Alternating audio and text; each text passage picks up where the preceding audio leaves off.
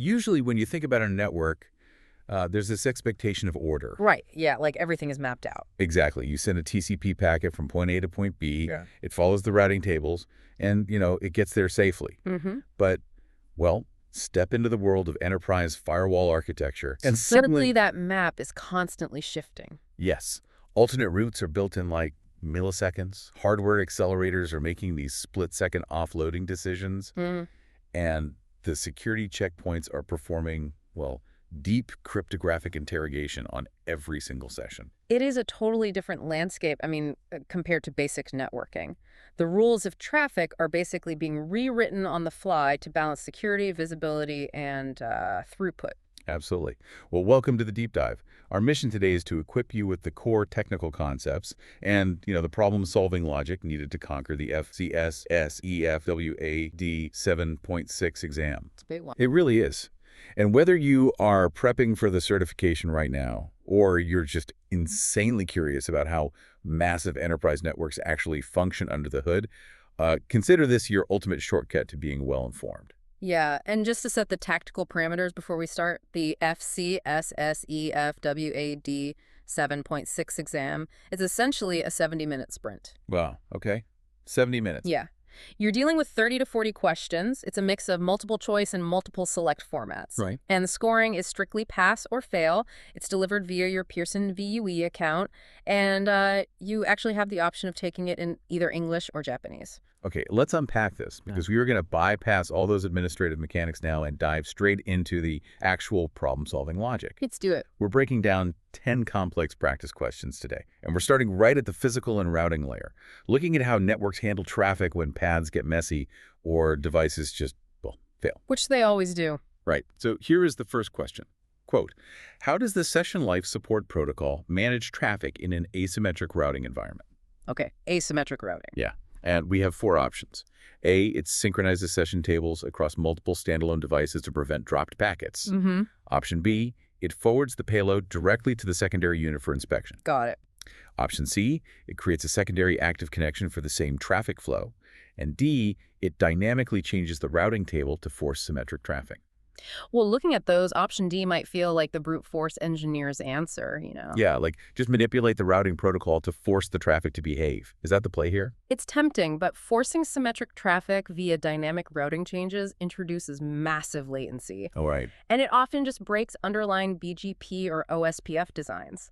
The correct answer is A. It synchronizes session tables across multiple standalone devices to prevent dropped packets. Okay, so A is the winner. Exactly, because in a highly redundant enterprise environment, asymmetric routing is actually a feature, not a bug. Wait, really? A feature? Yeah.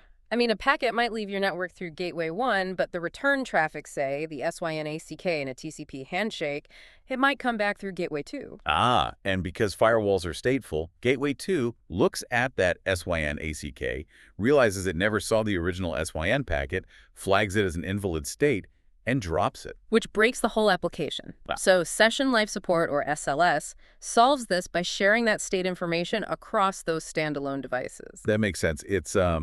It's basically like sharing notes in a group project, right? So anyone can pick up where the other left off if the teacher calls on them. That's a perfect analogy, actually. And that's why option B is incorrect, because SLS does not physically forward the payload itself to a secondary unit. That would just consume massive bandwidth. Yeah, that'd be terribly inefficient. Right. And option C, creating redundant active connections, is just a waste of socket resources. SLS is purely about state synchronization. Option D we already debunked. Awesome. So, if state synchronization keeps those asymmetric paths alive, what happens when synchronization completely fails in a clustered environment? That is a nightmare scenario. Well, that brings us to question 2. Quote, in an active-passive high-availability cluster, what is the definitive consequence of a split-brain scenario? Oh, boy. Yeah. The options are A, both units immediately shut down their internal interfaces to prevent loops. B, the primary unit securely transfers all active sessions to the internet provider. C, the secondary unit permanently erases its local configuration file. Or D, both units assume the primary role and attempt to manage the same network traffic. Okay. Well, I just want to say I'm leaning toward A because you'd assume enterprise hardware has some sort of loop prevention failsafe built in, right? What's fascinating here is how HA redundancy can actually become its own worst enemy. You're assuming network devices have an inherent sense of self-preservation. They don't. They really don't. The correct answer is D. Both units assume the primary role and attempt to manage the same network traffic. Oh, wow. That sounds awful. It is. A split brain scenario happens when the heartbeat links between the firewalls are severed. They're both powered on, but they're completely deaf to each other. So the secondary unit misses the heartbeat and assumes... Assumes the primary has suffered a catastrophic hardware failure. Yes, and it promotes itself. Exactly. And because it promotes itself, it starts broadcasting gratuitous ARPs claiming the virtual and MAC addresses of the primary unit, but the original primary unit is still alive doing the exact same thing. Oh, man. So suddenly, your downstream switches are experiencing M&C address thrashing. Traffic is black holed, state tables are corrupted, and the network just grinds to a halt. Which perfectly highlights why the other options are completely unrealistic. Option A expects an orderly shutdown, but split brain is inherently chaotic. There's no safe fallback mechanism. Right. And option B suggests offloading sessions to an ISP, but, I mean, your ISP has zero visibility into your internal NAT or firewall states. Exactly. And option C, erasing the local config. That would be a catastrophic self-destruct mechanism. You'd need a physical truck roll just to fix it. Split brain is essentially two captains fighting for the helm of the exact same ship. Total chaos. Okay, so since we just explored the chaos that happens when devices don't coordinate, let's look at how networks actively coordinate to build smarter paths. Good pivot. Question 3 dives into dynamic tunneling. Quote, in an auto-discovery virtual private network architecture, what is the primary trigger for establishing a dynamic shortcut tunnel between two spoke devices? Okay. Option A, the administrator manually provisions the tunnel on the central hub. Option B, the hub device forwards the complete payload to the receiving spoke. Option C, the spokes exchange authentication keys directly via broadcast messages. And option D, the hub sends a specific shortcut message to the initiating spoke device. The correct answer here is D. The hub sends a specific shortcut message to the initiating spoke device. Auto-discovery VPNs, or ADVPNs, utilize something called the Next Hop Resolution Protocol. So imagine a branch office in New York tries to send a massive database backup to a branch office in London. The traffic initially flows through the central headquarters hub. Wait, if the hub is doing all the coordination work anyway, why not just let the hub route all the traffic? Well, because pushing heavy branch-to-branch traffic through the central hub consumes extremely expensive backbone bandwidth, and it adds unnecessary latency hops. Ah, okay. So the hub realizes it's acting as a middleman for a really heavy flow. Exactly. And it essentially tells the New York spoke, hey, here is the routing information for London. Just build an IPsec tunnel directly to them. Oh, that's clever. Yeah. Option A is incorrect because manual provisioning completely defeats the whole auto-discovery framework. Option B is wrong because the hub doesn't forward the whole payload to trigger the tunnel. It just generates a lightweight control plane message. And I'm guessing option C, spokes broadcasting keys directly, is a non-starter. Totally. Spoke devices don't know each other exist until the hub introduces them. A broadcast would just die at the local subnet boundary. The hub is the broker of trust, but it gets itself out of the data plane. Love that. Okay, sticking with the concept of complex routing boundaries, let's look at question 4. Quote, when designing an enterprise network using open shortest path first, what is the defining characteristic of a not-so-stubby area? OSPF. Yep. Option A, it blocks all internal routing updates from reaching the backbone area. Option B, it requires a dedicated external gateway protocol to function properly. Option C, it allows the injection of external routes while still blocking standard external advertisements from the backbone. Or option D, it automatically translates all internal routes into a single default route. This is a classic OSPF architecture dilemma. The correct answer here is C. It allows the injection of external routes while still blocking standard external advertisements from the backbone. Right. OSPF uses areas to contain link state advertisement, or LSA, flooding. Because if a link flaps in a remote branch office, you really don't want the core data center routers recalculating their shortest path trees every 3 seconds, right? Exactly. That's the operational reality. So a standard stub area protects the branch router CPU by blocking all Type 5 LSAs, which are external routes from coming in. It just uses a default route to reach the rest of the network. Yeah. But if we connect this to the bigger picture, What if that branch office acquires a smaller company and needs to run RIP or EIGRP with them? A standard stub area won't let you redistribute those external routes back in. Enter the not-so-stubby area. It's like the architectural exception. Exactly. It's a controlled compromise. It allows the branch to inject those external routes as Type 7 LSAs, which then get translated back to standard Type 5 LSAs when they hit the backbone. That makes perfect sense. So option A is fundamentally flawed because blocking internal routing updates would just isolate the area completely. Right. And option B is incorrect because NSSA is an intradomain OSPF feature. It doesn't mandate an external gateway protocol to exist. Option D describes the behavior of a totally stubby area, which is a different concept entirely. Got it. Well, speaking of external gateway protocols, let's look at the protocol running the perimeter. BGP. Question 5 reads, in a border gateway protocol deployment involving dual internet service providers, how is the local preference attribute utilized? Okay, let's hear the options. A, it determines the fastest physical path to the adjacent autonomous system. B, it informs external autonomous systems about the preferred entry point into the local network. C, it dictates the preferred outbound path for traffic leaving the local autonomous system. Or D, it authenticates the routing updates exchanged between internal neighbors.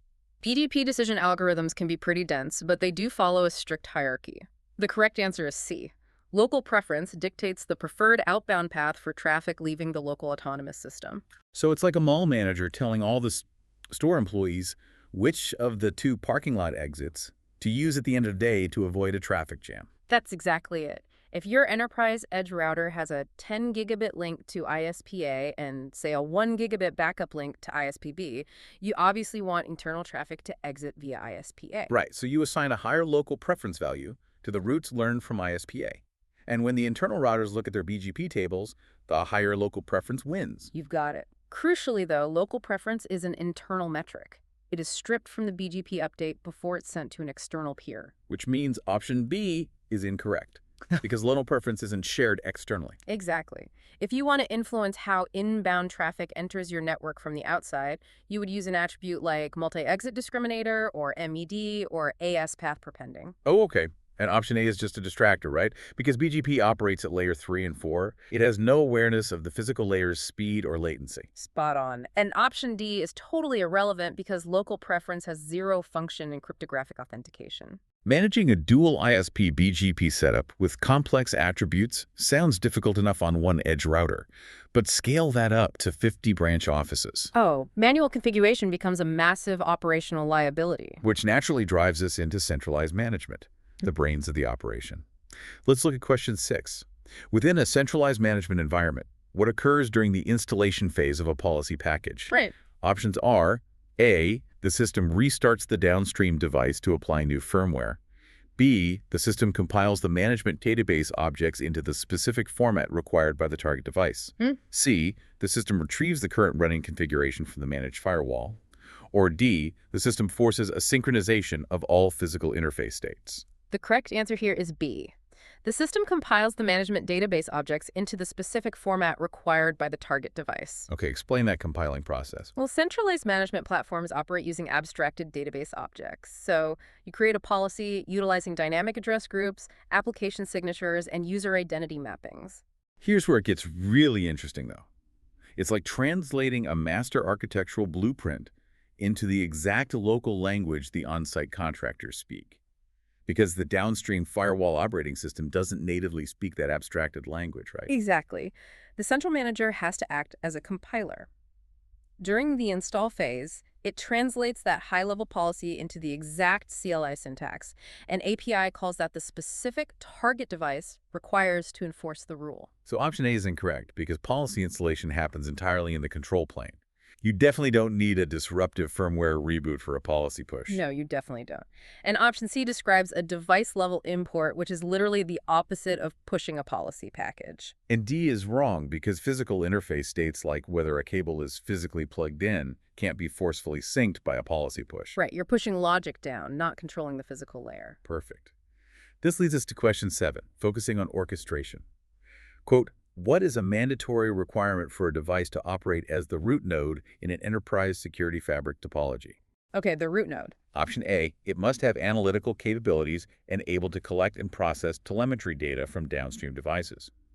B, It must be physically connected to every single switch and access point in the network. C, it must process all incoming internet traffic before any other internal gateway.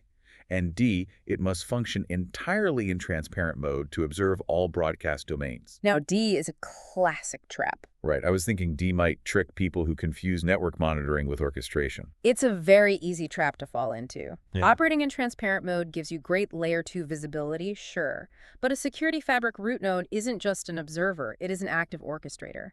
Option D actually severely limits the device's ability to act as a layer 3 gateway and enforce dynamic routing policies. So what's the right answer? The correct answer is A. It must have analytical capabilities enabled to collect and process telemetry data from downstream devices. Oh, because visibility equals control. The root node needs to ingest logs, threat feeds, and session states from the entire downstream topology. Exactly. This raises an important question. How does it use that data? Well, if it detects a compromised host on a remote switch, it uses that analytical telemetry to issue an API command to isolate that specific port immediately. Wow. And option B is just physically impossible in a distributed enterprise. Routing exists precisely so a single node doesn't have to be physically hardwired to every single switch. Yep. And option C is a topological misunderstanding. The root node is a logical designation in the fabric hierarchy. It doesn't have to physically sit at the absolute edge of the internet boundary to function as the analytical brain. Okay, so we've got the routing built, the policies compiled, and the orchestration engine analyzing everything. Yeah. But what happens at the silicon level when the actual data packets hit the firewall? The deep inspection trade-offs, performance versus security. Exactly. Question 8 reads, which traffic condition explicitly prevents a session from being offloaded to a network processor? Let's hear the options. A, the traffic requires strict internal inspection where flow tracking is disabled.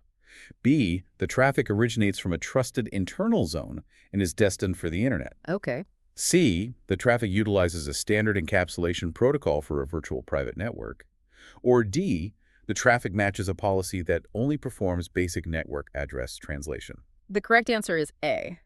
The traffic requires strict internal inspection where flow tracking is disabled. Okay, why is that? Well, modern enterprise firewalls use application-specific integrated circuits, or ASICs, often called network processors, to create a fast path for data. Right, so the CPU is the brain, handling the complex analysis, but the MP is the muscle, pushing packets at line rate. Exactly. But the MP has architectural limits. It relies on flow tracking, maintaining those deterministic state tables to push packets so quickly. So what does this all mean for the security policy? It means if a security policy mandates strict, deep inspection where flow tracking is intentionally disabled, the NP simply cannot process it. It has to hand the packet back up to the main CPU. Which is like, you can't use the network's fast lane if security demands you pull the car over and thoroughly search the trunk, right? That's a great way to put it. You lose the hardware acceleration, which drastically reduces your throughput. And option B, trusted outbound internet traffic, that's the exact use case NPs are designed to accelerate. Correct. Option C, standard VPN encapsulation, is heavily offloaded to crypto ASICs because the math is very predictable. And option D, basic NAT, is just trivial for a network processor to handle in hardware. The key takeaway is that security policies dictate hardware performance. You cannot decouple the two. Which perfectly sets up question 9, looking at the engines actually performing that security policy. Quote, what is a fundamental operational difference between proxy-based and flow-based inspection engines? Oh, this is the core architectural dilemma of cybersecurity. Right. Here are the options. A, the proxy engine only inspects the header, whereas the flow engine inspects the entire payload. Right. B, the proxy engine requires less memory than the flow engine to process identical traffic. C, the proxy engine is restricted to internal traffic, while the flow engine handles external traffic. And D, the proxy engine buffers the payload to reconstruct the file before inspection, while the flow engine inspects a file as it passes through.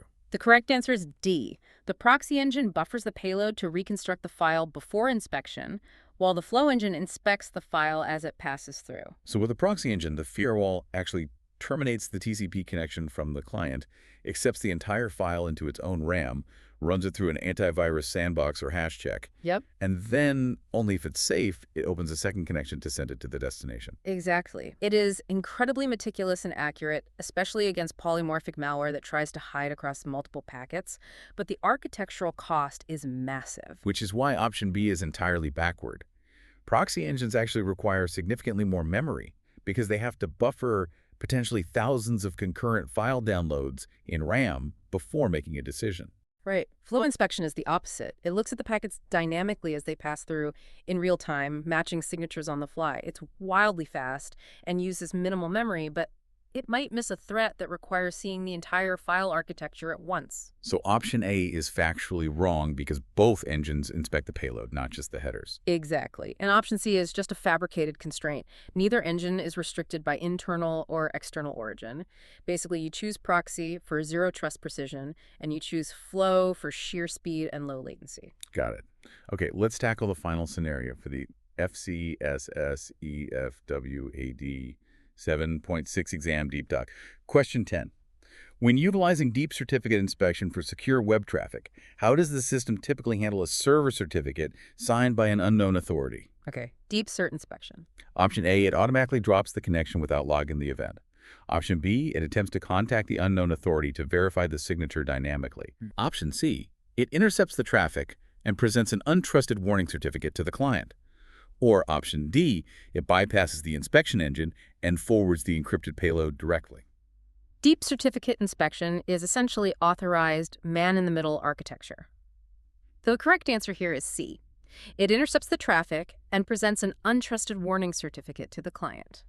Wait, so to protect you, the security device essentially acts like a man-in-the-middle attacker to intercept your encrypted traffic? Yes, it has to. To inspect the payload of an HTTPS session, the firewall has to decrypt it. To do that, it intercepts the client's request, reaches out to the web server itself, and inspects the server's certificate. Okay, so if that server certificate is signed by an unknown or compromised certificate authority, the firewall obviously cannot validate the trust. Right, so it dynamically generates a new, untrusted certificate, signs it with its own CA, and hands that to the internal client. Oh, which instantly triggers that massive full-page red warning screen on the user's web browser, warning them that the connection is not secure. Exactly. It protects the user while maintaining full cryptographic visibility. That's fascinating. And the flaw in option A is that silently dropping traffic without logging violates every auditing framework in existence, right? You need telemetry on failed TLS handshakes. Absolutely. Option B is computationally impossible. A firewall isn't going to dynamically interrogate random, untrusted servers across the public internet. Yeah. And option D, bypassing inspection entirely because the certificate is sketchy. That's the worst possible reaction. That allows encrypted malware to just walk right through the front door. It completely defeats the purpose of having a firewall. Thanks for joining us on this deep dive.